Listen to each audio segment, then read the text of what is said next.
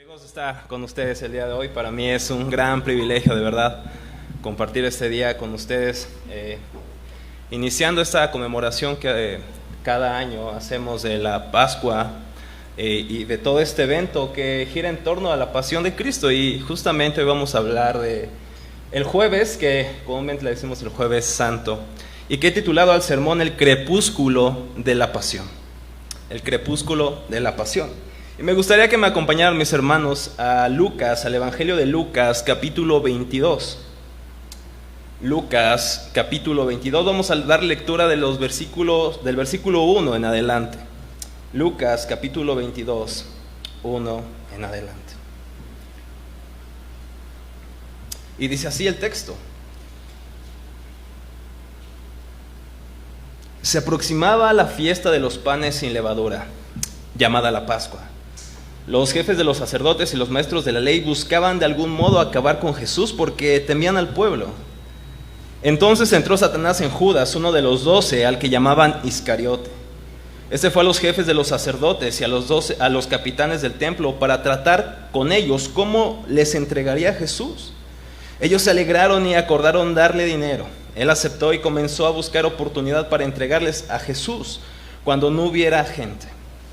Versículo 7. Cuando llegó el día de la fiesta de los panes sin levadura, en que debía sacrificarse el cordero de la Pascua, Jesús envió a Pedro y a Juan, diciéndoles: vayan a hacer los preparativos para que comamos la Pascua. ¿Dónde quieres que la preparemos?, le preguntaron. Miren, contestó él, al entrar ustedes en la ciudad les saldrá al encuentro un hombre que lleva un cántaro de agua. Sígalo hasta la casa en que entre. Y díganle al dueño de la casa: el maestro pregunta, ¿dónde está la sala en que voy a comer la Pascua con mis discípulos? Él les mostrará en la planta alta una sala amplia y amueblada. Preparen allí la cena. Ellos se fueron y encontraron todo tal como les había dicho Jesús. Así que prepararon la Pascua, y cuando llegó la hora, Jesús y sus apóstoles se sentaron a la mesa. Entonces les dijo: he tenido muchísimos deseos de comer esta Pascua con ustedes antes de padecer. Pues les digo que no volveré a comerla hasta que venga su pleno cumplimiento en el reino de Dios. Luego tomó la copa y dio gracias y dijo: tomen esto y repártanlo entre ustedes. Les digo que no volveré a beber del fruto de la vid hasta que venga el reino de Dios.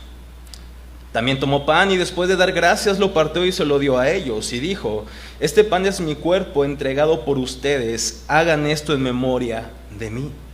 De la misma manera tomó la copa después de la cena y dijo: esta copa es el nuevo pacto en mi sangre, que es derramada por ustedes.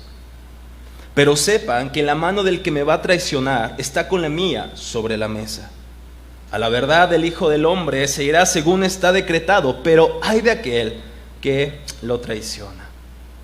Entonces comenzaron a preguntarse unos a otros: ¿quién de ellos haría esto? Mis hermanos, es el texto que hoy vamos a estudiar con la ayuda del Señor, y les pido si me acompañan en oración.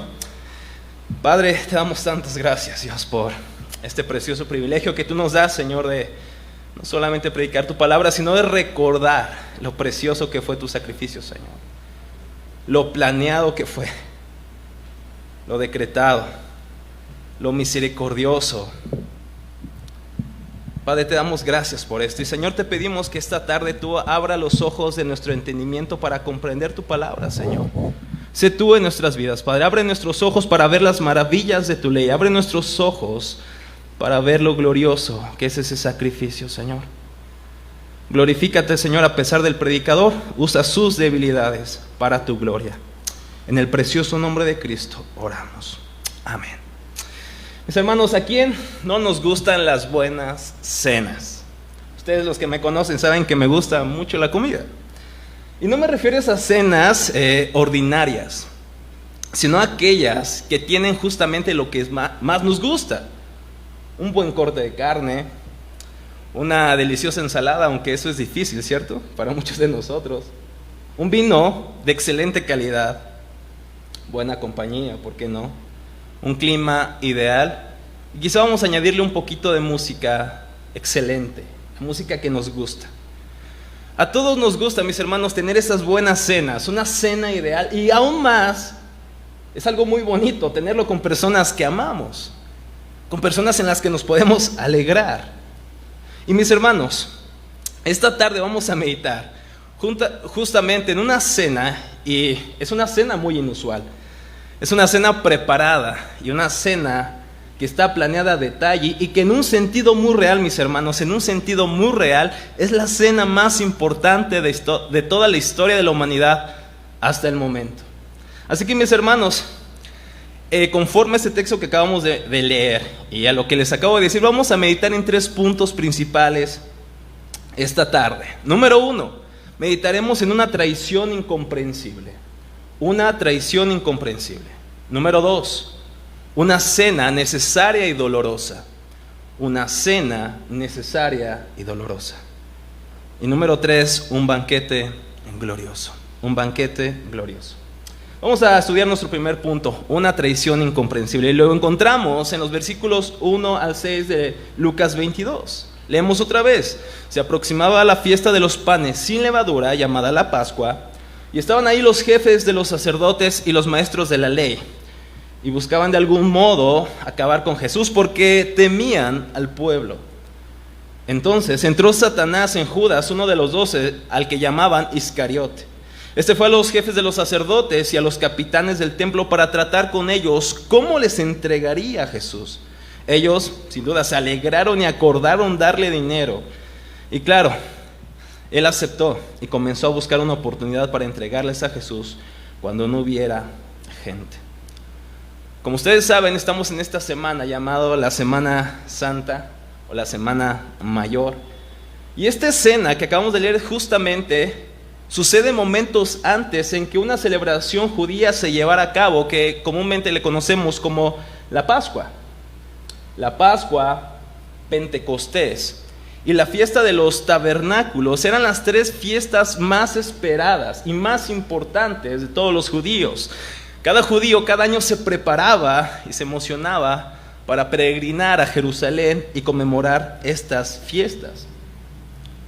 Y de estas 3 fiestas que acabo de mencionar es la Pascua, la que nos sirve como telón de fondo para los hechos que se llevaron a cabo justamente en la semana que le conocemos como la Semana de la Pasión. En esas fechas, mis hermanos, se recordaba las bondades del Señor hacia su pueblo. La palabra Pascua viene de un término en hebreo que se puede pronunciar Pesaj, que literalmente significa pasar por alto o encima, y figuradamente preservar o incluso tener misericordia.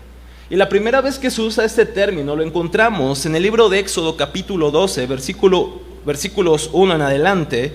Éxodo 12, 1 en adelante, dice así: En Egipto el Señor habló con Moisés y Aarón y les dijo: Este mes será el más importante, pues será el primer mes del año. Hablen con toda la comunidad de Israel y díganles que es el día 10º de este mes. Todos ellos deben tomar un cordero por familia, uno por cada casa. Si alguna familia es demasiado pequeña para comerse un cordero entero, deberá compartirlo con sus vecinos más cercanos, teniendo en cuenta que el número de las personas que sean para comer. El animal que se escoja puede ser un cordero o un cabrito de 1 año y sin defecto, al que cuidarán hasta el 14 del mes, día en que la comunidad de Israel en pleno lo sacrificará al caer la noche. Tomarán luego un poco de sangre y la untarán en los 2 postes y en el dintel de la puerta de la casa donde coman el cordero. Comerán la carne esa misma noche, asada al fuego y acompañada de hierbas amargas y pan sin levadura. No deberán comerla cruda ni hervida, sino asada al fuego, junto con la cabeza, las patas y los intestinos. Y no deben dejar nada. En caso de que algo quede, lo quemarán al día siguiente. Comerán el cordero de este modo, con el manto ceñido a la cintura, con las sandalias puestas y con la vara en la mano, y deprisa. Se trata de la Pascua del Señor. Esa misma noche pasaré por todo Egipto y heriré de muerte a todos los primogénitos, tanto de personas como de animales. Y ejecutaré mi sentencia contra todos los dioses de Egipto. Yo soy el Señor. La sangre servirá para señalar las casas donde ustedes se encuentren, pues al verla pasaré de largo. Así, cuando hiera yo de muerte a los egipcios, no los tocará a ustedes ninguna plaga destructora. Este es un día que por la ley deberán conmemorar siempre. Es una fiesta en honor del Señor y las generaciones futuras deberán celebrarla. Y mis hermanos, aquí tenemos justamente la razón el por qué esta celebración era tan importante. Era una fiesta que no debería haberse tomado en ningún motivo a la ligera. Pero lo que me llama la atención, hermanos, la importancia de esta celebración, la importancia de esta fiesta, incluso la pureza que debería llevarse a cabo esta fiesta, es en este escenario en que los principales sacerdotes, las principales autoridades del pueblo judío, junto con Judas, en esta celebración tan gloriosa, están tramando la muerte de un hombre. ¿Pueden ver aquí la contradicción aparente? Porque no es cualquier hombre, mis hermanos, es el Dios hombre, verdaderamente Dios, como dice el antiguo credo o la confesión del concilio de Calcedonia, verdaderamente hombre y verdaderamente Dios. Y desde luego nos referimos a Jesús, el Hijo de Dios, el Mesías. Ellos, los jefes de los sacerdotes y los maestros de la ley, querían matar a Jesús porque le temían. ¿Por qué razón, mis hermanos? ¿Cómo era Jesús? ¿Qué es lo que estaba despertando en ellos esas ansias por matarlo? Si Jesús no era un hombre de armas, no era incluso alguien que se distinguiera por la violencia o por poseer un gran ejército, más bien era un hombre de un carácter noble y de un corazón puro, humilde, íntegro. Pero precisamente era la justicia que emanaba de él, que resplandecía de él, lo que ellos temían, porque la gente conocía esto de Jesús. Conocía que no era como los demás, había algo en él diferente. El domingo pasado, Rodrigo García nos relataba esa entrada triunfal que conocemos, la entrada de Cristo. Y mis hermanos, les hago una pregunta. ¿Recuerdan cuáles eran las palabras de esta multitud al Cristo entrar a Jerusalén? Hosana, Hosana al Hijo de David, sálvanos, sálvanos, sé nuestro Rey. La gente estaba sumamente emocionada. La gente, incluso me atrevo a decir, estaba expectante. Y eso sin duda, hermanos, lo escucharon las autoridades judías. Era en un sentido imposible hacer caso omiso a la popularidad que Jesús gozaba, no solamente dentro del pueblo, sino incluso fuera de Jerusalén. Y eso les aterraba aún más que la espada, ya que sabían que si la gente creía en él, ellos, es decir, los sacerdotes, los principales, las principales autoridades, iban a quedar en ridículo, y aún más. Quizás su autoridad iba a ser socavada, podrían perderla. Temían eso, y por eso buscaban destruirlo una vez y por todas. Buscaban destruirlo, pero en secreto, claro. Hay que guardarnos ceremonialmente, hay que ser santitos, hay que hacerlo en secreto, para que el populacho no se entere. No sé si lo pueden ver, hermanos. Pueden notar esa contradicción, esa falsa religión que podemos ver aquí. Y estos que planean la muerte del Hijo de Dios son los mismos que se estaban purificando ceremonialmente, de manera muy minuciosa, de manera muy detallada, para la celebración de esta fiesta llamada la Pascua. Procuraban estar impecables externamente, aunque interiormente deseaban, no solamente deseaban, suspiraban por la muerte del Hijo de Dios, del justo, del inocente, del Mesías, de aquel que dijo que era uno con Dios. Y hermanos, como es de esperar, Satanás estaba de acuerdo con ellos y entró en Judas, uno de los 12 discípulos de Cristo. Entró en él para llevar a cabo esta conspiración que se estaba planeando. Y recordemos que Satanás, hermanos, estaba constantemente irritando y tratando de desviar a Jesús de su plan supremo. Incluso una vez usó a Pedro también. Dice, por ejemplo, Marcos 8, versículos 31 al 33.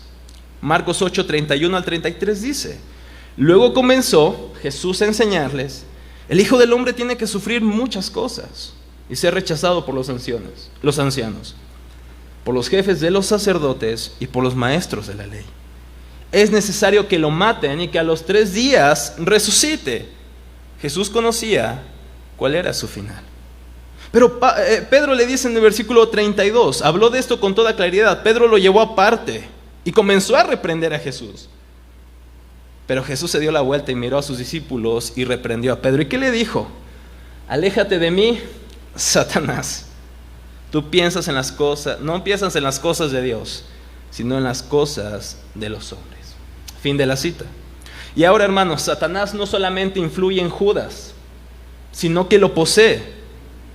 Hermanos, en un sentido muy real, Judas fue una vasija usada, y no solamente usada, sino poseída por el mismo diablo, y no fue obligado por él.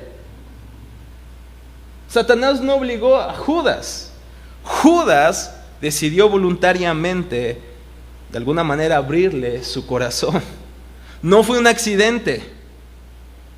Fue la elección de uno que caminó con Cristo. Uno que lo vio llorar, pero que también lo vio levantar muertos.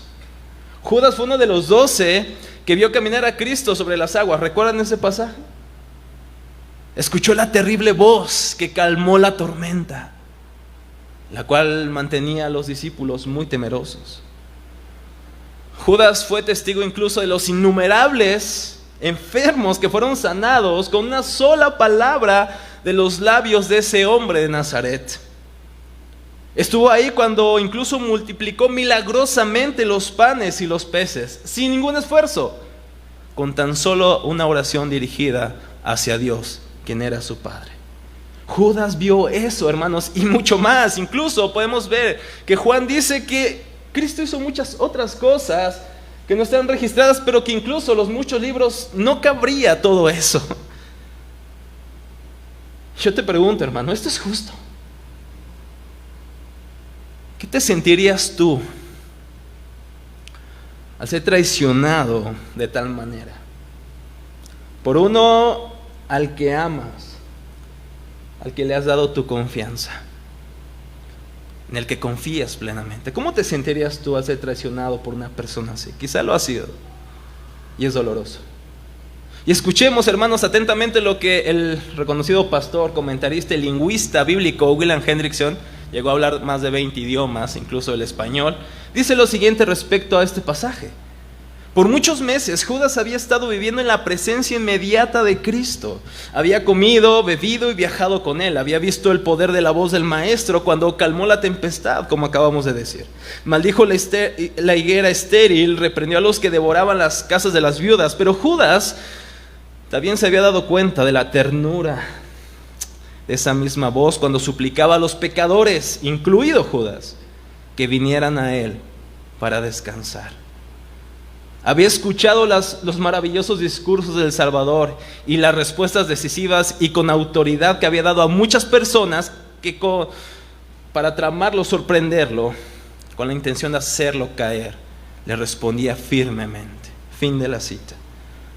Judas había visto al gran médico, mis hermanos, en el acto de restaurar a los enfermos, a los dolidos. Judas había visto eso y mucho más. Pero Hendrickson también dice, después de todo esto que acabamos de mencionar, decidió Judas entregar a ese insuperablemente poderoso, sabio y compasivo benefactor en manos de hombres crueles por tan solo 30 monedas de plata. Esto nos muestra, nos declara cómo una persona puede tener sus labios o llenarlos de aparente sabiduría, tener una mente llena de buena teología, de buena doctrina, incluso usar sus manos para hacer ciertas obras de un carácter piadoso. Y sin embargo podemos hacer esto, mis hermanos, como Judas, y al mismo tiempo estar completamente ajenos a Cristo. Estar completamente ajenos al Salvador. Aunque se esté muy relacionado con ciertas actividades cristianas, hermanos, es posible no poseer un amor genuino hacia Cristo como Judas nos lo hace saber. Y es estremecedor lo que dice Mateo, versículo 21 al 23. No todo el que me dice, ¿cómo? Señor, Señor, entrará en el reino de los cielos, sino solamente el que hace la voluntad de mi Padre que está en el cielo. No se queda ahí. Jesús dice, muchos me dirán en aquel día, Señor, Señor, ¿no profetizamos en tu nombre? Y en tu nombre expulsamos demonios e hicimos muchos milagros. Entonces les declararé, dice Cristo, jamás los conocí. Aléjense de mí, hacedores de maldad. ¡Wow! ¡Qué pasaje, hermanos! Y esta rendición que Judas le hace a Satanás no lo libera de su responsabilidad moral. Judas le dio acceso abierto a Satanás. Imagínense, hermanos, a pesar de haber visto tanta belleza, tanta hermosura y tanta bondad en Cristo, ¿qué hace Judas? Sino entregarlo, venderlo por 30 monedas que más adelante tiraría, que no le servirían para nada. Lo traicionó justo como nosotros lo hemos hecho, hermanos. Justo como nosotros lo hemos hecho. ¿No es así esto? Sí, hermanos, de alguna forma nosotros seguimos ese ejemplo de Judas. ¿Acaso nosotros también no hemos rechazado al que es el buen y santo Dios? Claro que sí. Recuerda antes, cuando estabas antes sin Cristo. Rehusábamos someternos a su voluntad. Preferíamos seguir nuestras voluntades, ¿no es cierto? Sin ser conscientes, incluso de que estábamos obedeciendo la voluntad del príncipe de este mundo, que es el diablo. Incluso siendo cristianos, después de haber conocido a Cristo, lo traicionamos una y otra vez, viendo su bondad, viendo su justicia, viendo su belleza. Y si eres honesto, hermano, lo reconocerás. Y lo que hace la diferencia entre nosotros y Judas no es que somos mejores que él, mis hermanos. No somos en lo absoluto mejores que Judas. Si lo creías, tienes que saber que no. No somos mejores que él. Lo que nos hace distintos a Judas es que el Señor ha tenido misericordia de nosotros, que somos capaces de hacer lo que hace Judas muchas veces, no solamente una vez. Él por su gracia nos hace recurrir al trono de la gracia una y otra vez, a pesar de que nuestra naturaleza constantemente se opone a la voluntad buena, perfecta, agradable de nuestro Dios. Como meditamos hace algunas semanas en la oración del Padre Nuestro, cuando oramos, venga tu reino, es otra forma en la que nosotros decimos, Señor, destruye nuestros reinos. Destruye mi reino. Establece el tuyo. Porque todos los días, mis hermanos, queremos que se haga nuestra voluntad. ¿Sí saben de lo que hablo? ¿No luchas con esto todos los días? ¿Acaso no te puedes identificar? Mis hermanos, mientras estamos o estemos en este mundo, nunca dejaremos de orar, Señor, vence a nuestro reino. Trae tu reino a nuestras vidas. Quiere el Señor ayudarnos a ver su infinito amor y su bondad, hermanos, y responder no en traición, sino en adoración hacia Él. Si hoy lo reconoces como Señor y Dios, tienes que saber que no es porque eres mejor que los que lo rechazan, que aquellos que dicen, no quiero ser cristiano. No, es que nosotros tampoco queríamos ser cristianos. Dios en su misericordia nos acercó a Él. Y como Pedro no era mejor que Judas, nosotros tampoco somos mejores que los demás. Es por su infinita gracia, hermanos, que hoy permanecemos en Él. Y esto nos lleva a nuestro segundo punto. Si pensaban que iba a terminar, creo que no. Una cena necesaria y dolorosa. Una cena necesaria y dolorosa. Veamos otra vez Lucas capítulo 22, versículos 7 al 22. Vamos a leer hasta el 18, perdón. Dice, cuando llegó el día de la fiesta de los panes sin levadura, en que debía sacrificarse el cordero de la Pascua, Jesús envió a Pedro y a Juan diciéndoles, vayan a hacer los preparativos para que comamos la Pascua. ¿Dónde quieres que la preparemos?, le preguntaron. Miren, contestó él, Al entrar ustedes en la ciudad, les saldrá al encuentro un hombre que lleva un cántaro de agua. Síganlo hasta la casa en que entra y díganle al dueño de la casa, el maestro pregunta, ¿dónde está la sala en la que voy a comer la Pascua con mis discípulos? Él les mostrará en la planta alta una sala amplia y amueblada. Preparen allí la cena. Ellos se fueron y encontraron todo tal como les había dicho Jesús. Así que prepararon la Pascua. Y cuando llegó la hora, Jesús y sus apóstoles se sentaron a la mesa y entonces les dijo, he tenido muchísimos deseos de comer esta Pascua con ustedes antes de padecer. Pues les digo que no volveré a comerla hasta que tenga su pleno cumplimiento en el reino de Dios. Luego tomó la copa y dio gracias y dijo, tomen esto y repártanlo entre ustedes. Les digo que no volveré a beber del fruto de la vida hasta que venga el reino de Dios. Fin de la cita, hermanos. Este es el día 14 del mes de Nisan. En el calendario judío así se conoce, donde tiene cabida estos hechos.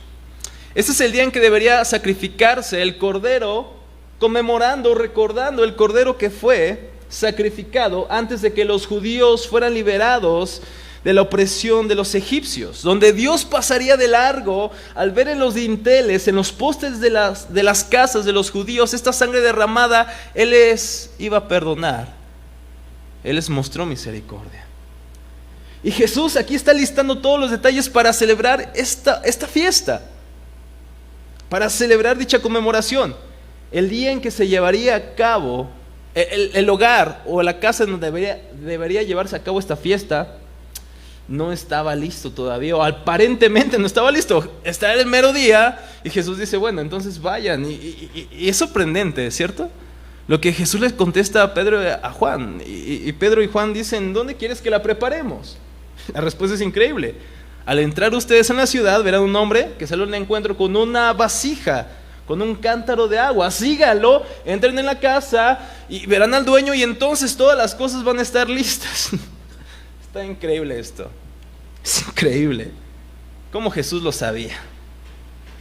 ¿Acaso había quedado de acuerdo con este hombre que iba caminando con el cántaro y con el dueño? Es probable que haya sido eso. Es probable que Jesús conocía a este hombre y que incluso era uno de sus discípulos, pero creo que es más seguro decir que, como en su posición de hijo de Dios, siendo uno con el Padre, Jesús sabía exactamente lo que habría de pasar sin aviso alguno. Pues recordemos, hermanos, que Él es uno con Dios. ¿Y qué significa eso? ¿Qué nos indica? Que Él es igual, exactamente igual que su Padre. En un sentido, yo no puedo decir que soy igual a Víctor, y Víctor dirá jamás. Pero Jesús sí podía decir que era igual a Dios, porque era su misma esencia, su misma naturaleza. Él es uno con el Padre y el Espíritu Santo. Jesús sabía esto porque Él es divino. Él, por ejemplo, sabía, hermanos, en Juan 2:24 lo que había en el corazón de los hombres. Incluso tenía poder para perdonar pecados, cosa que solamente se le designaba a Dios. Con su voz, hermanos, fue suficiente para calmar la tempestad. Esa voz que dijo, sea la luz, calmó la tempestad. Esta y muchas otras cosas más, hermanos, nos dejan ver, nos dejan en evidencia que Cristo era divino, era igual al Padre. Por lo tanto, no deberíamos sorprendernos del conocimiento sobrenatural que Él tenía de las cosas que habrían de suceder. ¿Acaso le eran sorpresa? Claro que no. Él sabía cada detalle, sin perder de vista nada, pues Él es Dios. Él es Dios. Y como dice el antiguo credo de Nicea, Él es Dios de Dios, luz de luz, Dios verdadero de Dios verdadero, engendrado no creado, de la misma naturaleza del Padre, por quien todo fue hecho. Es un eco de las palabras de Juan capítulo 1. Y es por eso, mis hermanos, que los discípulos tuvieron éxito. Claro que lo tuvieron, pues Cristo no se podría equivocar. Ellos hallan a este hombre y en ese lugar donde Cristo dijo exactamente, ellos conmemoran la Pascua. Entonces llegó esa hora. Según el versículo 14, se sentaron Jesús con sus discípulos Y entonces les dice estas palabras que recordamos cada domingo cuando conmemoramos la cena. He tenido muchísimos deseos de comer esta Pascua. La palabra en griego es muy asombrosa porque parece que redunda. Tengo un deseo muy deseado, tengo un deseo muy alto, muy profundo. Es cuando compartimos esta alegría de cenar con las personas que amamos, cuando hay este gozo en nuestros corazones. Y Jesús, en medio de que sabía que iba a morir, tenía gozo de pasarlo con sus discípulos.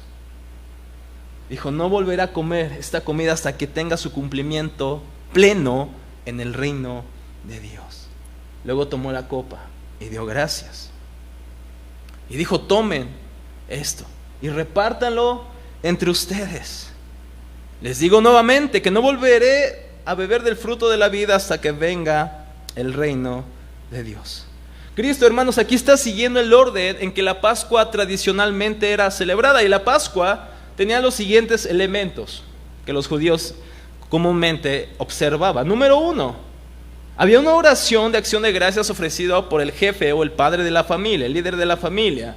Y se bebía una copa de vino, la primera copa, que era vino diluido. Les digo diluido porque vienen 4 copas más y dirán, wow, pero era vino diluido. 2, la comida hecha de hierbas amargas. ¿Para qué las hierbas amargas? Era un recordatorio de lo amargo que fue su estancia del pueblo de Israel en Egipto.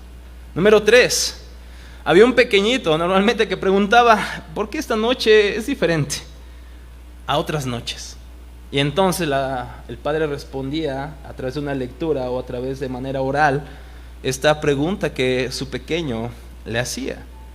En el 4 punto se cantaban los salmos conocidos como Jalel, que es el Salmo 113 y el Salmo 114. Se lavaban las manos y bueno, entraba entonces la segunda copa. En tercer lugar, se trinchaba el cordero y se comía junto al pan sin levadura. Y el cordero, como hemos dicho, se comía en conmemoración o recordando la noche en que el Señor pasó de largo para no matarlos. Y los panes sin levadura, hermanos, era un recordatorio de los panes de la prisa. No tuvieron tiempo de preparar buenos panes, ¿verdad? Entonces esos panes se celebraban por la prisa que ellos tenían que salir de Egipto. Número 6, se continuaba con la cena, en que cada uno comía lo que quería. Esta es la mejor parte, ¿no? Pero siempre tenían que terminar el cordero. Y aquí venía la tercera copa. Y por último se cantaban los salmos 115 al 118 y venía la cuarta copa diluida. Y el relato de Lucas que aquí nos registra, o que aquí vemos, no sigue un orden propiamente cronológico, pero ciertamente es muy ordenado en los pasos Jesús de lo que es la celebración de la Pascua. Número 1, por ejemplo, Jesús habla a los 12, informándoles que esa era la última Pascua que iba a tener hasta que fuera cumplido el reino de Dios. Número 2, Jesús participa de la Pascua con sus discípulos. Número 3, en relación con la conclusión de la cena pascual, Jesús instituye lo que conocemos como la Cena del Señor. Cuarto, habiendo indicado brevemente lo que Jesús hizo por sus discípulos y por medio de la institución de la Santa Cena, por la iglesia en general durante aquella noche, Lucas ahora nos muestra cómo ellos, por su parte, reaccionan a Jesús y a sus enseñanzas. Y también vemos en los otros evangelios cómo ellos cantan salmos. Es en esta escena, hermanos, que Cristo instituye lo que llamamos la Cena del Señor, la comunión o la Eucaristía. Y esta palabra Eucaristía procede de un término griego que significa dar gracias, la acción de dar de gracias. Y hay por lo menos 2 razones por las cuales Cristo instituye esta ordenanza. Y bueno, vemos que en 1 Corintios 11, 24 al 25, que todos los domingos recordamos, se nos dice que debemos hacer esta cena en memoria ¿de quién? De Cristo. Este es un memorial, mis hermanos, que nos recuerda, le recuerda al cristiano que Cristo se dio su cuerpo en su sangre para nuestra redención. Esto nos recuerda, mis hermanos, que necesitamos a Cristo. Es necesaria esta cena, hermanos. Es necesaria esta cena, puesto que pronto olvidamos el Evangelio. ¿No es así? Somos dados a olvidar el Evangelio. Como decía el gran reformador alemán Martín Lutero, todos los días necesito recordar el Evangelio Porque todos los días, ¿qué creen? Lo olvidamos. Todos los días lo olvidamos. Por eso es necesario celebrar constantemente, continuamente esta institución, esta ordenanza instituida por el Señor. Donald Carson, quien es un distinguido erudito y que lo recomiendo mucho, dice al respecto: resulta chocante que sea necesario, al igual que lo es el rito de la Pascua, recordar esto. No obstante, la historia nos demuestra con qué rapidez el pueblo de Dios pierde de vista lo importante y se desliza hacia asuntos periféricos, acabando por ignorar o incluso negar su centro. Mediante este rito sencillo, Jesús advierte a sus discípulos que tienen que regresar a su muerte, a su sangre derramada, a su cuerpo roto, una y otra vez. Y eso es lo que hacemos, mis hermanos, cuando nos acercamos a la mesa del Señor. Es ahí donde recordamos lo roto que estamos, lo quebrados que estamos. Pero también recordamos que el cuerpo de Cristo fue roto y que la sangre de Cristo fue derramada por nosotros, pecadores, en manos de un Dios airado. Nos recuerda que lo necesitamos. ¿Cómo te acercas a la mesa del Señor, mi hermano? ¿Cómo te acercas a la mesa? ¿Creyendo que lo mereces por lo bueno que eres, o porque sabes mucha Biblia, o porque puedes enseñar muy bien? ¿O cuál es tu confianza? ¿O te sabes indigno, pero que ahora por Cristo eres invitado a sentarte a la mesa del Rey? Y cada vez que participamos de la Santa Cena, hermanos, reconocemos nuestra debilidad. No solamente nuestra debilidad, sino también nuestra incapacidad de salvarnos a nosotros mismos, nuestra impotencia de hacernos justos por nosotros mismos. Recordamos, hermanos, que Él se dio por nosotros y que Él es capaz de salvarnos, de santificarnos. Y sabes, no solamente es capaz de eso, sino que Él es capaz de glorificarnos, de cambiar nuestros cuerpos para siempre. Estos cuerpos miserables, era parte del show o de la predicación. Estos cuerpos miserables un día serán revestidos de gloria. Y la Santa Cena eso nos recuerda. Y eso nos lleva a nuestro último punto, mis hermanos, a nuestro tercer punto. ¿Por qué Cristo instituye la Santa Cena? La otra razón es porque, hermanos, dice 1 Corintios 11:26, porque todas las veces que coman este pan y beban de esta copa, proclaman la muerte del Señor hasta que Él venga. Y eso concuerda perfectamente con lo que Cristo dijo a sus discípulos en aquella noche. Proclamar la muerte del Señor hasta que Él venga y hasta que venga el reino de Dios son la misma cosa. Ese es nuestro tercer punto, un banquete glorioso. En otras palabras, mis hermanos, al nosotros celebrar la Santa Cena, no solamente vemos hacia el pasado, no solamente vemos el sacrificio por el perdón de nuestros pecados, sino que también vemos hacia el frente, vemos hacia el futuro, vemos el día en que Cristo reinará para siempre. En cada ocasión que tomamos los elementos de la Santa Cena, proclamamos la venida del reino del Mesías. Recordamos, mis hermanos, que Él ha de venir. Él ha de venir. Y eso tendrá lugar sin duda alguna, mi hermano. ¿Lo esperas? Cuando Cristo vino por primera vez, como vimos la semana pasada, las personas no vieron al Salvador que ellos querían. Pero Cristo vino como el Salvador que necesitamos. Y viene el día, mis hermanos, y bendito, glorioso es ese día en que Él vendrá en toda su gloria a reinar y a eliminar a nuestro más grande enemigo. ¿Cuál es ese enemigo, mis hermanos? No son tus vecinos. Es nuestros pecados, nuestro pecado. Ese es nuestro enemigo mayor. No sé si puedes imaginar, visualizar lo glorioso, pero también lo terrible que será ese día de su manifestación. Y terrible será para aquellos que no hayan puesto su esperanza en Cristo. Ese día será terrible, puesto que ese día Jesucristo vendrá y pondrá a sus enemigos por estrado de sus pies. Pero también será glorioso. Ese día será glorioso. Porque aquellos que esperamos su venida, mis hermanos, Mientras gemimos de dolor en este mundo y tristeza a causa de nuestra condición pecaminosa y de las cosas que vemos alrededor, un día, hermanos, seremos revestidos de gloria, de alegría y de pureza absoluta. Un día el pecado ya no existirá más en nuestros corazones. Y eso es precisamente lo que la Santa Cena nos recuerda. No solamente es un recordatorio frívolo o ritualista, muerto. No, hermanos. Verdaderamente, cuando nos acercamos a la mesa del Señor, nuestros corazones se apropian por medio de la fe del poder vivificador que vemos en el Evangelio. El Evangelio es poder de Dios para salvación. Y cuando venimos a la Santa Cena, no solamente venimos a cumplir cierto rito. Venimos por medio de la fe a tener esperanza en que un día nuestros cuerpos serán revestidos de gloria. Verdaderamente el Señor está con nosotros, mis hermanos, cuando conmemoramos la Santa Cena. El Señor está con su pueblo, el Señor está con su iglesia.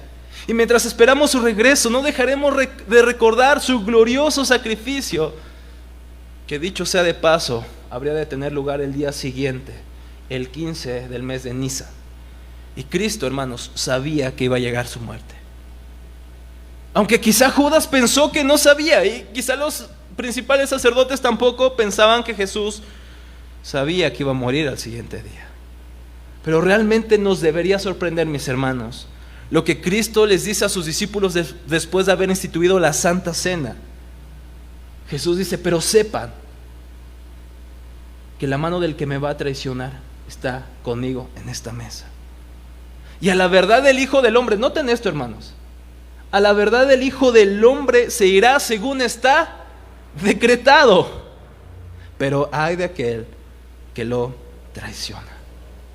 No, hermanos, Cristo no es en lo absoluto ignorante en cuanto a las motivaciones y a los planes secretos de Judas. Incluso Él lo sabía antes de la Pascua, puesto que Él conoce lo más íntimo de los corazones de los hombres desde el inicio. Incluso cuando eligió a los dos hermanos, Él supo, claro, que Judas, el tesorero, sería el justo, el mismo que le entregaría, el que traicionaría su confianza, el que le daría la espalda, incluso le entregaría a sus enemigos. Si esto es cierto, hermanos, deberíamos preguntarnos, si Jesús sabía todo esto, si Jesús tenía absoluto conocimiento de esto, deberíamos preguntarnos, ¿por qué entonces lo eligió? ¿Por qué no evitó elegirlo después de todo? Si Cristo sabía todo eso, ¿acaso no sabía la clase de discípulo que era Judas? Sí, lo sabía perfectamente. Jesucristo conocía a cada uno. Pero ¿por qué no puso en evidencia esta hipocresía que había en Judas? De labios le honraba, pero su corazón estaba lejos de él. Y Jesucristo no le evitó, sino que le eligió por la misma razón que Él vino a la tierra. A la verdad, el Hijo del Hombre viene según está decretado. ¿Decretado por quién, hermanos? Por Dios mismo. Y este, hermanos, es el testimonio de todas las Escrituras, empezando por Génesis, que Él tenía que venir. Todas ellas, todas las Escrituras testifican de la necesidad del Salvador que tenía que padecer por nosotros los pecadores. No, hermanos, Cristo no fue una víctima de las circunstancias. Cristo no fue una víctima, sino que a pesar de saber los múltiples sufrimientos que Él habría de padecer, se entregó voluntariamente por amor a nosotros, los escogidos por gracia. Es el Señor quien tiene el control de todo esto. Su palabra es la final. Todos aquellos que conspiraron voluntariamente contra Cristo, en un sentido muy real, son culpables, pero también estaban cumpliendo lo que el Señor desde la eternidad había planeado. Es lo que dice Hechos 4:27. Tú que eres el que hiciste el cielo y la tierra, el mar y todo lo que hay en ellos, el que por el Espíritu Santo, por boca de nuestro padre David, tu siervo dijiste: ¿por qué se enfurecen los gentiles y los pueblos traman cosas vanas? Se presentaron los reyes de la tierra y los gobernantes se juntaron a una contra el Señor y contra su Cristo. Porque en verdad, dice Pedro, en esta ciudad se unieron tanto Herodes como Poncio Pilato, junto con los gentiles y los pueblos de Israel, contra tu santo siervo Jesús, a quien tú ungiste. ¿Para qué? ¿Para qué se juntaron? Versículo 28. Para hacer cuanto tu mano y tu propósito habían ¿qué? Predestinado que sucediera. ¿Pueden ver esto? ¿Lo notan? Es Dios, hermanos, y no Satanás quien está detrás del escándalo del Gólgota. Es Dios quien está orquestando todas las cosas. Sí, es cierto, Satanás, los principales sacerdotes, los maestros de la ley, el pueblo, los gobernantes, aún Judas están deseando y tramando la muerte del autor de la vida, pero es el soberano Dios quien está orquestando todas, absolutamente todas las cosas. ¿Y por qué no? El Padre no solamente permite la muerte sangrienta de su Hijo, sino que hasta la planea. ¿Por qué? Mi hermano, y la respuesta no podemos hallar una mejor, que es por amor a su propia gloria y por amor a nosotros los pecadores. Fue solamente por su amor que le entregó a su Hijo. Sí, hermanos, por personas como nosotros. Personas como nosotros, capaz de traicionarlo al igual que Judas. Judas lo vendió por unas cuantas monedas de plata, 30. Pero nosotros, mis hermanos, lo traicionamos con innumerables pecados, seguramente más de 30. Y aún así, Él murió por nosotros. Aún con todo esto, la Trinidad trazó un plan que no podía fallar y que a su debido tiempo sería manifestado: la cruz.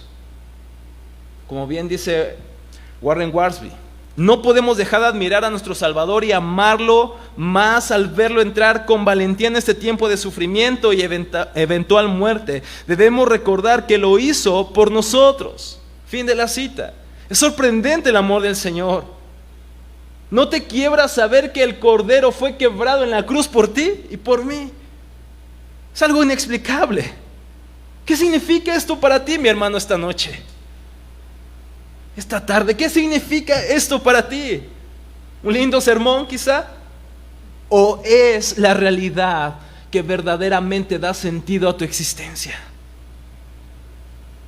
Y que a la luz de ese sacrificio, mi hermano, tus sufrimientos y pesares no son más que efímeros, momentáneos dolores que pronto, hermanos, pronto y glorioso día, que serán eclipsados por la gloria del rostro de nuestro Señor. Esos sufrimientos van a ser nada en comparación con la belleza infinita de nuestro Señor.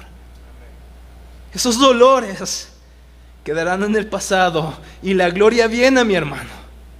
Quiere el Señor darnos luz y amor por ese sacrificio. Quiere el Señor que en nuestros corazones esta tarde se arrojen a Él y dejen de confiar en ellos mismos y en nuestros méritos aparentes. Hermanos, ¿qué tenemos para darle a nuestro Salvador? ¿Qué tenemos? Sino solamente nuestros pecados. Pero este sufrimiento que nuestro Señor pasó no sería el fin de la historia, no. Sería el medio para alcanzar la gloria y la salvación de su pueblo. Para llevar, como dice el autor de Hebreos, muchos hijos a la gloria. Él vio, dice Wiersbe nuevamente, Él vio detrás del sufrimiento la gloria, detrás de la cruz la corona. Y en su amor se acercó para incluir a sus amigos en esta gloria. Qué terrible es ese amor, mis hermanos. Qué terrible es ese amor. ¿Quién puede comprender? ¿Qué erudito puede pararse en esta iglesia y decir: yo comprendo ese amor perfectamente? ¿Quién de nosotros puede decir eso? ¿Quién de nosotros puede decir: yo sé por qué exactamente todas las cosas? No sabemos, hermanos. ¿Cómo alguien tan glorioso pudo morir por personas que le traicionan? ¿Qué podemos decir, hermanos, después de esto? Díganme ustedes, ¿qué conclusión llegamos esta tarde? Esta noche, ¿qué concluiremos, mis hermanos? ¿Qué concluiremos? No podemos hacer otra cosa que adorar a este Salvador, a ese Cordero que, aún sabiendo su destino, aún controlando todo lo que sucede, se dio como oveja al matadero. Y esa oveja viene, hermanos, pero viene ahora como un cordero, como un león, perdón. El león de la tribu de Judá. cuyo rugido es capaz de estremecer los cielos, la tierra y sus mismos cimientos, mis hermanos. Hoy conmemoramos su sacrificio con una cena solemne. Pero viene el día, hermanos, y viene ese día en que celebraremos junto con Él su regreso con un banquete glorioso. Dije que la Santa Cena en un sentido era la más importante hasta el momento. ¿Por qué hasta el momento? Porque viene ese día donde vendrá un banquete mucho más glorioso. Un banquete que las palabras no alcanzan a describir. No tenemos otra cosa que unirnos al viejo himno de Isaac Watts. Amor tan asombroso, tan divino, exige mi alma, exige mi alma, exige mi vida, exige mi todo. Este día, mis hermanos, pongamos nuevamente nuestra esperanza en el Cordero Pascual, en el sacrificio que hace posible la liberación de nuestros pecados y que nos lleva a la tierra prometida, a la nueva Jerusalén, a la Jerusalén celestial, cuya gloria no podríamos describir sin quedarnos cortos de la realidad que será. Sí, mi hermano, esa es la realidad que tú tienes como hijo de Dios. Es la realidad que poseemos. Y si aún no confías en Cristo, te invito a que dejes de confiar en tu propia salvación, que dejes de buscar la salvación en otros lados fuera de Él. Mira nuevamente el Calvario. Mirad a mí, dice Isaías, refiriéndose al Señor, y sed salvos todos los términos de la tierra. Miremos nuevamente a Cristo. Nuevamente dirijamos nuestra mirada a Él, sangrando por ti. Míralo en el Calvario, siendo humillado para que tú puedas ser salvado.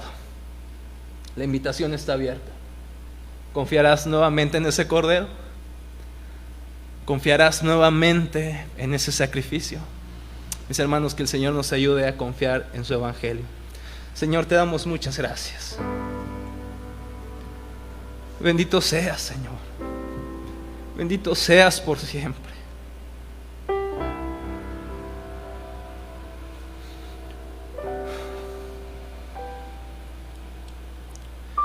¿Qué podemos decir, Señor? ¿Qué palabras harían justicia para adorarte por tanto amor, por tanta misericordia, por tanta gracia a pecadores como nosotros, Señor? Este jueves recordamos lo que tú hiciste, Señor, por nosotros, Señor. Nos recordamos que renunciaste a tu gloria. Nos recordamos que renunciaste a ser igual a Dios y te humillaste, Señor. No solamente para ser como nosotros, Señor, sino para morir por nosotros. ¿Quién puede entender eso, Señor? ¿Quién puede alcanzar a comprenderlo, Señor? Esta noche te pido que llenes nuestros corazones con tu Evangelio, Señor, que nos hagas depositar nuestra esperanza nuevamente en ti, Señor, y que recordemos ese sacrificio inmolado por nosotros, Señor, los pecadores. Bendito seas por siempre, Señor. En tu precioso nombre oramos. Amén. Amén.